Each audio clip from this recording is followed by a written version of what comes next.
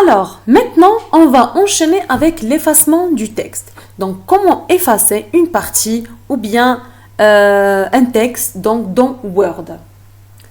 Donc, pour ce faire, nous avons deux moyens. Donc, le premier moyen, ou bien la première option, c'est que l'on peut utiliser la souris. La deuxième option, c'est que l'on peut aussi utiliser les raccourcis clavier.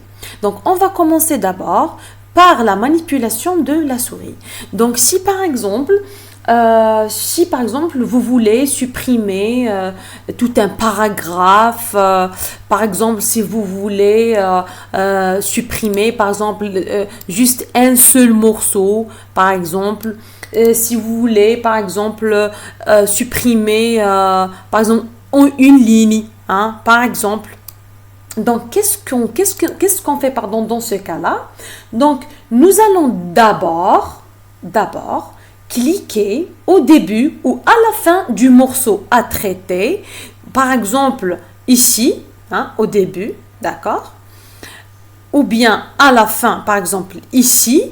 Et je vais, par exemple, sélectionner avec le clic gauche donc, de la souris. Donc, avec le clic gauche que je maintiens enfoncé, tout en surlignant le mot ou bien le morceau ou bien la ligne que je veux donc effacer.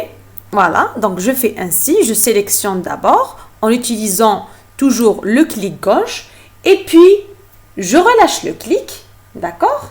Et je vais appuyer une seule fois sur la touche effacer.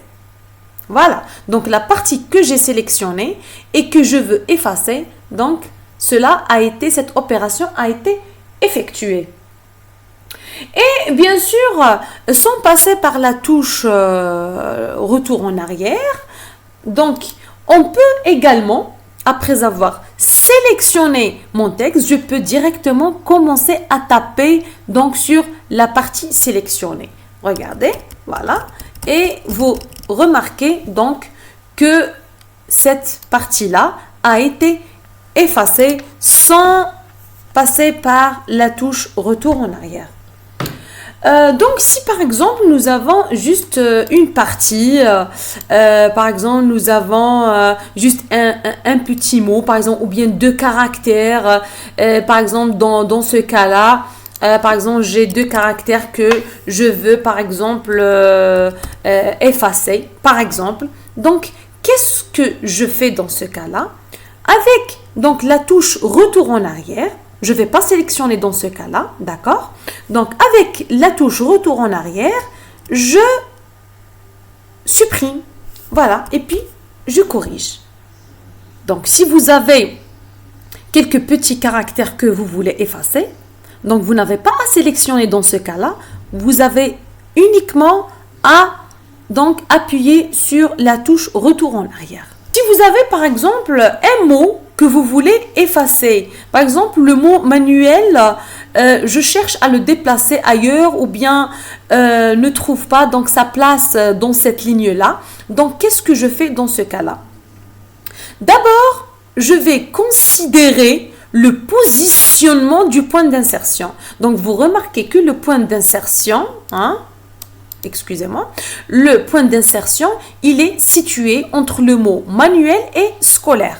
Donc, à la droite du point d'insertion, nous avons le mot scolaire et à la gauche du point d'insertion, nous avons le mot manuel. Donc, posez-vous la question, quel est le mot que je veux effacer? Quel est le mot que je veux effacer? Par exemple, si je veux supprimer le mot scolaire, donc scolaire, il est situé à la droite donc, du point d'insertion. Qu'est-ce que j'ai à faire? Ici, j'ai les raccourcis clavier. Le raccourci clavier qui me permet de supprimer un mot qui est situé à la droite du point d'insertion, c'est CTRL supprimer.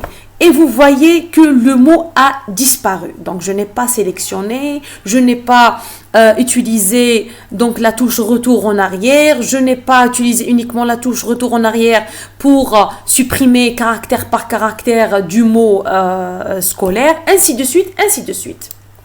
Donc, maintenant, si j'ai, par exemple, le mot que je veux supprimer et effacer est situé à la gauche du point d'insertion, c'est clair. Donc, dans ce cas-là, j'ai le raccourci clavier CTRL plus touche retour en arrière et vous voyez le mot manuel donc a